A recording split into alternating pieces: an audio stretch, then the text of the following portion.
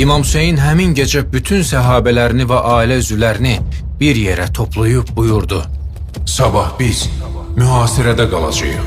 Mən sizə icazə verirəm ki, gecənin qaranlığından istifadə edib çadırlardan çıxasınız. Bu mübarizədə yalnız mən hədəfdəyəm. Siz gedə bilərsiniz. Amma səhabələrin və ailəsinin hamısı bir ağızdan cavab verdi. Səni tək qoymarıq Hüseyncan. Hətta 1000 dəfə öldürülüb dirilsək də səni tənha qoymarıq. Tasua günü çadırlarda su qalmamışdı. Fərad çayı düşmənin nəzarətində idi və imamın ailəsinə su verilmirdi. Uşaqlar və körpələr susuzluqdan inləyirdi. Əl-ətəş səsləri çadırlarda səngimirdi. Əbəlfəzl Abbas bir neçə dəfə çaya doğru hərəkət etsə də, düşmənin sıx mühasirəsi səbəbindən su gətirmək mümkün olmadı. Tasua gecəsində Əbəlfəzl Abbasın vəzifəsi çox ağır idi. O, həm əmanətlərin qoruyucusu, həm də gecə çadırların keşikçisi idi. Tarixi mənbələr yazırdı. Düşmən ordusu bir neçə dəfə sükutu pozub yaxınlaşmaq istəyəndə Abbas dərhal onların qarşısına çıxmışdı. Bütün səhabələr bilirdi ki, Abbas durduğu müddətcə düşmən çadırlara yaxınlaşa bilməz. Ətrafda bir neçə səhabə də onunla növbələşib keşik çəkirdi. Amma Abbasın varlığı hamı üçün ruhi arxayınlıq idi. O gecəni imam və bütün ətrafı dua, zikir, ibadət və Quran oxumaqla keçirdi və bu, aşiqlərin son gecəsi idi. Bütün səhabələr bilirdi ki, Abbas durduğu müddətcə düşmən çadırlara yaxınlaşa bilməz. Ətrafda bir neçə səhabə də onunla növbələşib keşik çəkirdi. Amma Abbasın varlığı hamı üçün ruhi arxayınlıq idi. O gecəni imam və bütün ətrafı dua, zikir, ibadət və Quran oxumaqla keçirdi və bu, aşiqlərin son gecəsi idi. Aşura günü Kərbala səhrası günün ilk işıqları ilə sanki dünyanın ən ağır səhnəsinə çevrildi. İmam Hüseyin və onun az saylı, amma imanlı yoldaşları Allahın rəhmətinə ümid və sarsılmaz iradə ilə qarşıda duran ölümün soyuq kölgəsinə doğru addımlayırdılar. Bugün haqq və batil tam qarşı-qarşıyaydı. Səhər namazından sonra 10 gün öncə imamı mühasirəyə alan düşmən sərkərdəsi Hür İbni Yezid Riyahi günahlarının ağırlığını dərk eləyərək peşman olur və imamın yanına gəlib könüldən tövbə eləyir, bağışlanmaq diləyir. İmam onu qəbul edir və öz silahdaşlarının sırasına qatır. Zöhr vaxtı İmam Hüseyin və yoldaşları ox yağışı altında səhrada son dəfə namaz qılırlar. Bu namaz qəlblərin göylərə qalxan səsi, səbrin və fədakarlığın dua ilə birləşdiyi müqəddəs bir andır. Hər bir səhabə ürəyində haqqa bağlılığın ən uca zirvəsini yaşayır. Bundan sonra Aşuranın ən qanlı səhnələri, döyüş başlayır. Hür bu döyüşün ilk şəhidlərindən olur. Daha sonra bir-birinin ardınca Bəni Haşim cavanları və imamın vəfalı səhabələri döyüşə qatılırlar. Onlar misilsiz şücaət göstərərək çox sayda düşməni cəhənnəmə göndərib, sonda şəhadətə qovuşurlar. İmam Hüseynin böyük oğlu Əli İbni Hüseyin Əli Əkbər atası üçün yalnız bir övlad deyildi.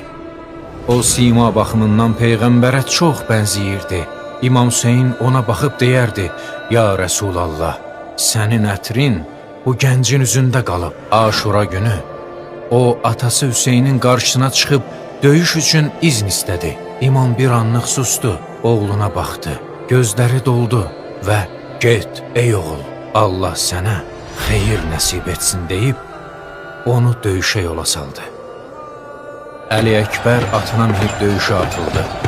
Cavan yaşına baxmayaraq düşmən sıralarında şiddətlə döyüşdü. Onun vuruşu düşmən üçün qorxu və heyrət doğururdu. Amma bədəninə saysız yaralar alandan sonra geri dönüb dedi, Atacan, Susuzluq məni öldürür. Bir içim su olsaydı, yenidən vuruşardım. İmam ona baxıb, göz yaşları içində dedi: Ey oğlum, səbr elə. Atam Peyğəmbərin öz əli ilə sənə behişt suyu içirdəcəyi ana çox qalmayıb. Əli Əkbər yenidən döyüşə qayıtdı. Düşmən ona tək-tək yanaşmaqdan qorxduğu üçün onu mühasirəyə aldı.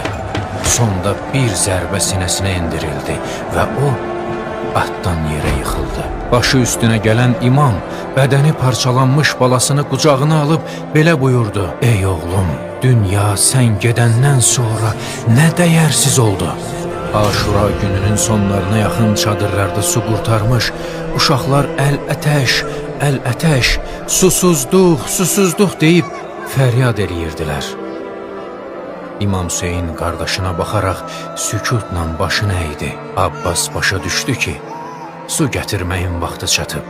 O düşmən sıralarını yara-yara Fərat çayına çatdı. Suyu məşqə doldurub geri dönərkən düşmənlər hücuma keçdilər.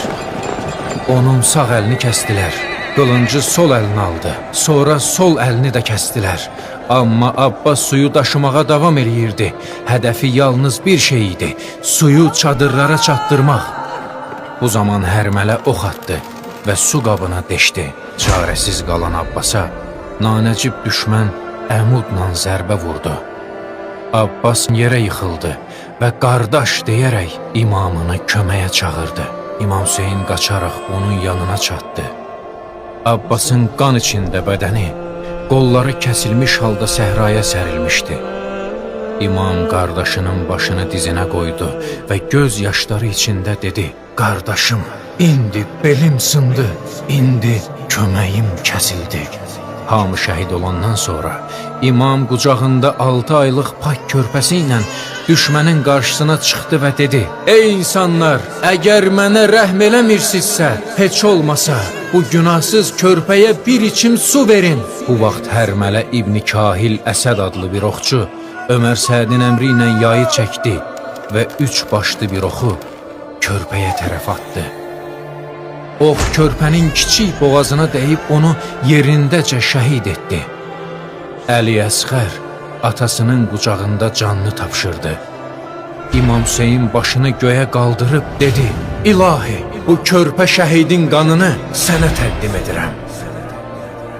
Artıq bütün səhabələr bir-bir şəhid olmuş, çadırların ətrafı boşalmışdı. Kərbəla səhrasında artıq yalnız bir nəfər qalmışdı: İmam Hüseyin İbni Əli.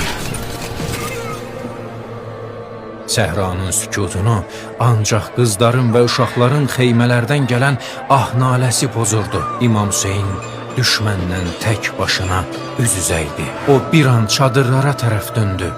Qadınların və uşaqların vəziyyətinə baxdı. Sonra bacısı Zeynəbin çadırına gəldi. Ondan vidalaşdı. Bacı, artıq göz yaşlarını saxla. Allah rizası üçün səbirli ol. Ailəsi ilə vidalaşaraq döyüşə tərəf atılan imam çoxlu sayda düşməni cəhənnəmə göndərəndən sonra kütləvi ox yağışına tutulur və hərmələnin 3 başlı oxu ilə yerə yıxılır. Sonda ən alçaq insan Şimr İbn Zilcövşən tərəfindən başı kəsilərək nizəyə taxılır.